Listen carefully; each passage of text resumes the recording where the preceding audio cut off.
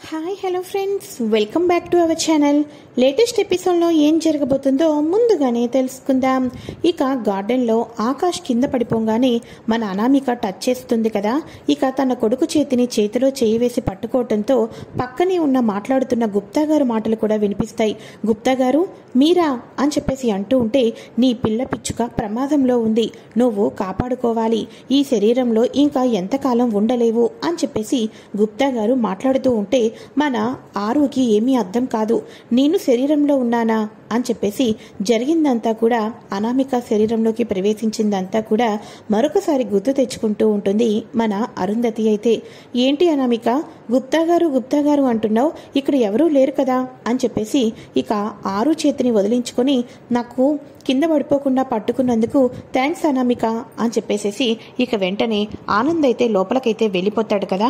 ఇక వెంటనే చెయ్యి విడిచి లోపలికి వెళ్ళిపోవటంతో పక్కనే ఉన్న గుప్తా గారు కనబడరు, వారి మాటలు కూడా వినిపించకపోవటంతో ఇక వెంటనే అరుంధతి అయితే ఇప్పటిదాకా ఏదో జరిగింది, నేనేదో తెలుసుకోబోతున్నాను, కానీ ఏంటో అర్థం కావటం లేదు అని చెప్పేసి మళ్ళీ అనామిక లాగైతే మామూలు స్థితిలోకి వచ్చేస్తుంది.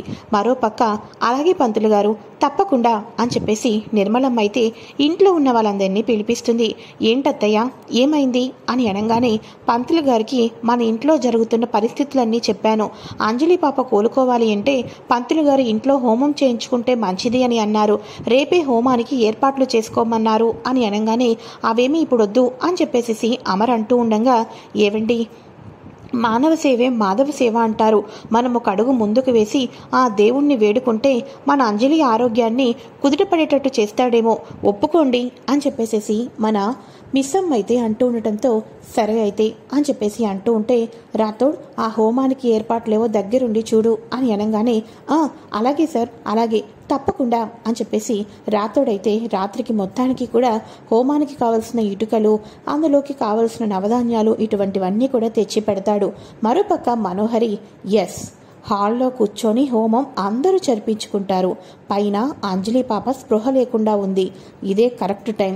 అందరూ హోమం చేస్తూ ఉంటే అంజలి ప్రాణాలను పైనుంచి పైలోకానికి పంపించేసే టైం నాకు దగ్గర పడింది, ఈ అవకాశాన్ని ఎట్టి పరిస్థితుల్లోనూ కూడా చేదాచుకోకూడదు అని చెప్పేసి మనోహరి అయితే అనుకుంటూ ఉంటుంది. ఇక మార్నింగ్ అవ్వగానే మిస్సమ్మ వాళ్ళందరూ కూడా హోమానికి చక్కగా ట్రెడిషనల్గా రెడీ అవుతారు పిల్లలందరూ. అలానే ఈ చుట్టుపక్కన ఉన్న వాళ్ళందరూ వస్తూ ఉంటారు. ఇక వెంటనే నిర్మలమ్మ, అవును మిస్సమ్మ అందరినీ పిలిచావు, మరి ఇంతకీ మీ పక్కింటి అక్కని పిలిచావా లేదా అని అనగానే, ఏంటో అత్తయ్య గారు అసలు ఈ మధ్య ఒక వారం 10 రోజులుగా పక్కింటి అక్క అస్సలు కనిపించడం లేదు, ఎప్పుడైనా కనిపిస్తుందా అని బోర్ కొట్టినప్పుడు కూడా చూస్తున్నాను, కానీ ఏమాత్రం కనిపించడం లేదు. ఒకవేళ హౌస్ మారిపోయి వెళ్ళిపోయినప్పటికీ కూడా నాతో ఒక్క మాటైనా చెప్పాలి కదా, ఇంతకాలం సొంత అక్క చెల్లెలా మాట్లాడుకున్నాం కదా, ఏంటో ఎక్కడికి వెళ్ళిపోయిందో ఏంటో.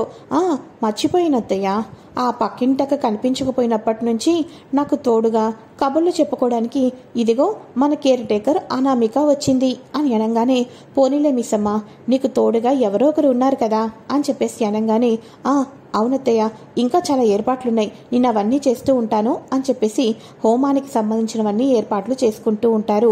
పిల్లలందరూ కూడా రెడీ అయ్యి అయితే వచ్చేస్తూ ఉంటారు. అయితే ఈ లోపల పంతులు గారు రావడంతో, నమస్కారం పంతులు గారు, మీ గురించే ఎదురు చూస్తున్నాం అని అనగానే, ముహూర్త సమయం ఆసన్నమయ్యింది కాబట్టి భార్యాభర్తలు ఒకరి నుదుటిన ఒకరు కుంకుమ పెట్టుకొని ఇక మొత్తానికి అయితే పూజలో కూర్చోండి అని చెప్పడంతో ఇక వెంటనే అమర్ వచ్చేసి బాగీ వచ్చి అమర్కి నుదుటిన కుంకుమ బొట్టు అయితే పెట్టుకుంటారు. ఆ తర్వాత పంతులు గారు అమర్ బాగీకి చేతికి కంకణాలు కట్టమని చెప్పడంతో ఇలా ఒకరికి ఒకరు కంకణాలు కూడా కట్టుకుంటూ ఉంటారు. అయితే ఇక మొదట గణపతి పూజ చేసిన తర్వాత హోమం ప్రారంభిద్దామని గణపతి పూజ చేసి హోమాన్ని అయితే ప్రారంభిస్తారు. ఇక మరోపక్క అక్కడ వచ్చేసేసి మనోహరి మెల్లగా ఎవరికి అనుమానం రాకుండా అంజలి ఉన్న రూమ్కి అయితే వెళ్ళిపోతుంది. ఇక్కడ వచ్చేసేసి గుప్తా గారు గుమ్మం బయటే ఉండి, ఈ పిల్ల పిచ్చుకకు ఇక ఈ బాలికకు తన పిల్ల పిచ్చుకను కాపాడుకునే శక్తిని ప్రసాదించాలి దేవుడా అని గుప్తా గారు గుమ్మం నుంచి అనుకుంటూ ఉంటారు. అయితే అమర్ పక్కనే హోమంలో కొంచెం దూరంగా కూర్చుంటుంది కదా మనోహరి, ఇక అమ్మవారి బొట్టున ముందు అందరూ నుదుటిన పెట్టుకోండి అని చెప్పేసి చెప్పటంతో ఇక వెంటనే అమర్ కుంకుమ భరిణిని మన అనామిక చేతిలో పెడతారు. ఆ కుంకుమ భరిణి కాస్త ఒలిగి అనామిక చేతిలో కుంకుమ అయితే పడుతుంది. ఈ రకంగా తన భర్త స్పర్శ తను ఎప్పుడూ యూజ్ చేసే కుంకుమ భరిణ కుంకుమ చేతిలో పడటంతో మన అనామికకు పూర్వజన్మ వృత్తాంతమంతా గుర్తుకు వస్తూ ఉంటుంది.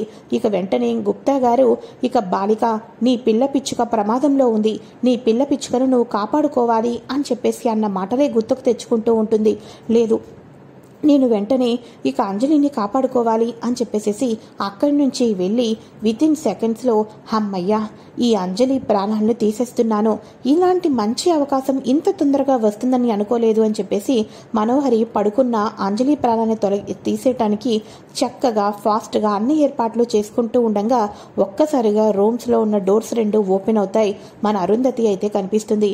మనోహరికి ముచ్చమటలు కనిపిస్తూ ఉంటాయి. అనామికలను అలా చూసి, ఏయ్ నువ్వేంటిక్కడ అని చెప్పేసి మనోహరి ఏమీ తెలియనట్టు మాట్లాడుతూ ఉంటే, ఎన్నిసార్లు చెప్పాలి నీకు, నా పిల్లల జోలికి రావద్దు అని నీకు ఎన్నిసార్లు చెప్పాలి అని చెప్పేసి గంభీరమైన గొంతుతో జుట్టు విరబూసుకొని మనోహరి మీదకు వెళ్లటంతో మనోహరి ఒక్కసారిగా షాక్కి అయితే గురి అవుతుంది.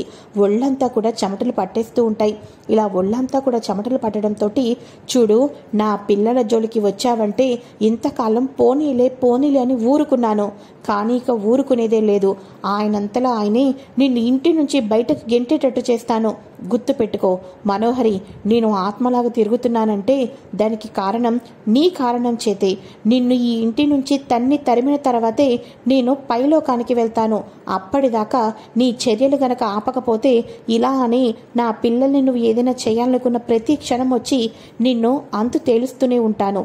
కానీ ఈసారి పోనీలే అని చెప్పేసి ఊరుకోను. నాతో పాటు నిన్ను చంపి నిన్ను కూడా పైలోకానికి తీసుకుని వెళ్ళిన తర్వాతే ఈ ఇంటి నుంచి వెళ్తాను. ఎందుకంటే ఈ ఇంట్లో నువ్వు ఒక్కదానివి లేకపోతే ఈ కుటుంబాన్ని నా మిస్సమ్మ చక్కగా చూసుకుంటుంది అని చెప్పేసి ఇక మన అనామిక అరుంధతి గట్టిగా వార్నింగ్ ఇవ్వటంతో ఒక్కసారిగా పక్కన రూమ్ అంతా తిరిగి ఒక కటన్ వెనకాతల దాక్కొని చెమటలు పట్టేసేసి మనోహరి అయితే ఇక అరుంధతి కనిపించుకోకుండా ఒక మూలన వెళ్ళి దాక్కుంటూ ఉంటుంది.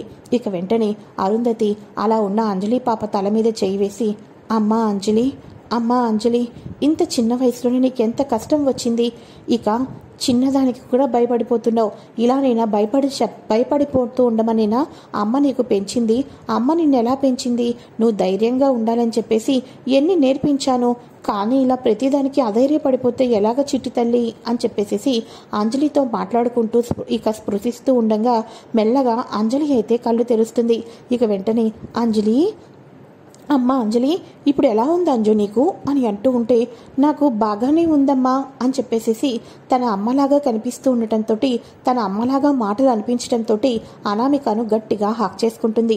నీకేమీ కాదు తల్లి, నీకేమీ కాకుండా నేను పక్కనే ఉంటాను కదా నిన్ను చూసుకోవటానికి అని చెప్పేసి అనగానే, థ్యాంక్ యూ అమ్మా, థ్యాంక్ యూ సో మచ్ అని చెప్పేసి మాట్లాడుకుంటూ ఉంటారు.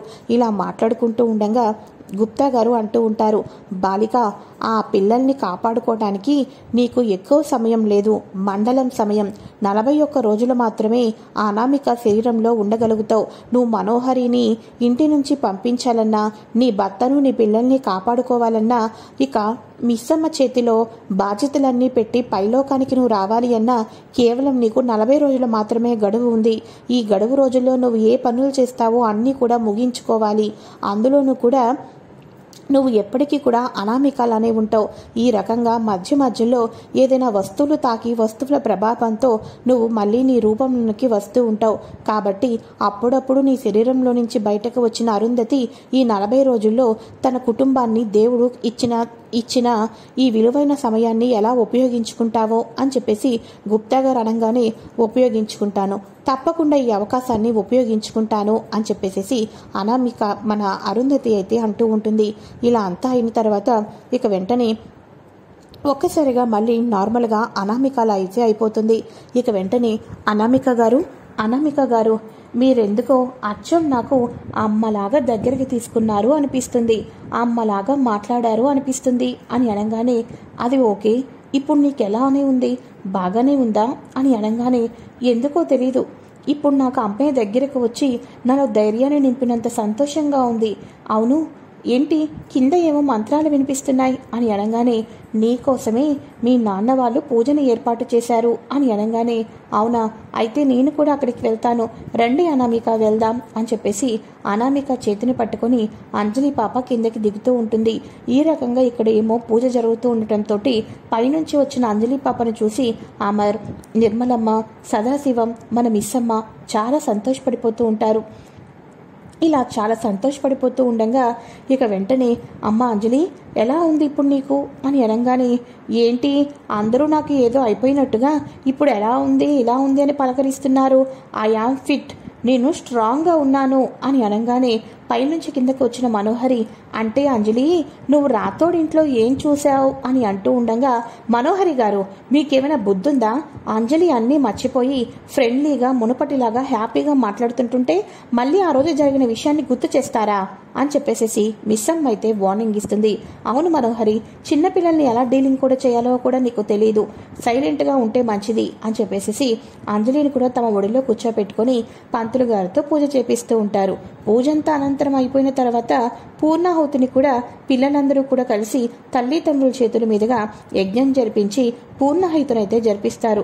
పంతులు గారు మీరు ఏ ముహూర్తంలో అన్నారో హోమం జరిపిస్తే ఇంటికి మంచిది అని హోమం జరిపించడమే కాదు, మధ్యలోనే మా అంజలి పాప చక్కగా పైనుంచి కిందకి వచ్చింది, ఇదంతా కూడా ఈ హోమం ఫలితమే అని చెప్పేసేసి మిస్సమ్మ వాళ్ళు పంతులు గారికి తాంబూలం దక్షిణ ఇచ్చి ఆశీర్వాదం అయితే తీసుకుంటారు.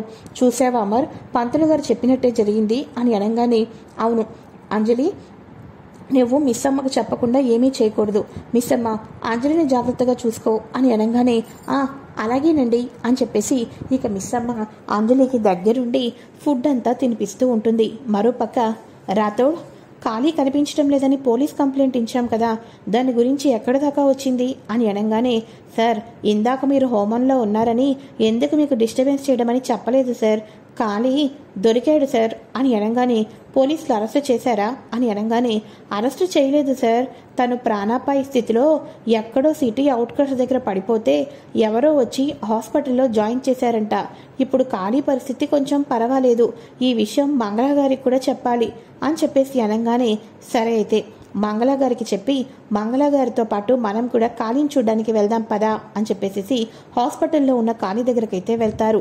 తమ్ముడు ఎవర్రా నిన్ను ఇంత నిర్దాక్షిణంగా పొడిచింది అని చెప్పేసి అంటూ ఉంటే, పొడిచిన వాళ్ళను నేను ఊరికే వదలను,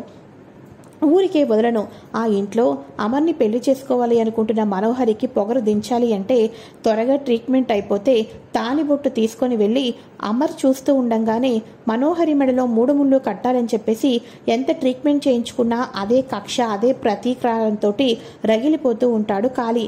అయితే ఇదిలా ఉండగా, ఏమైంది, నువ్వు మనోహరికి డబ్బులు అడిగావు, తర్వాత ఇదంతా కూడా నిన్ను ఎవరు పొడిచారు, ఇదంతా ఎలా జరిగింది అని చెప్పేసి అమర్ రాతోడు వచ్చి హాస్పిటల్లో ఉన్న ఖాళీని అయితే అడుగుతూ ఉంటారు.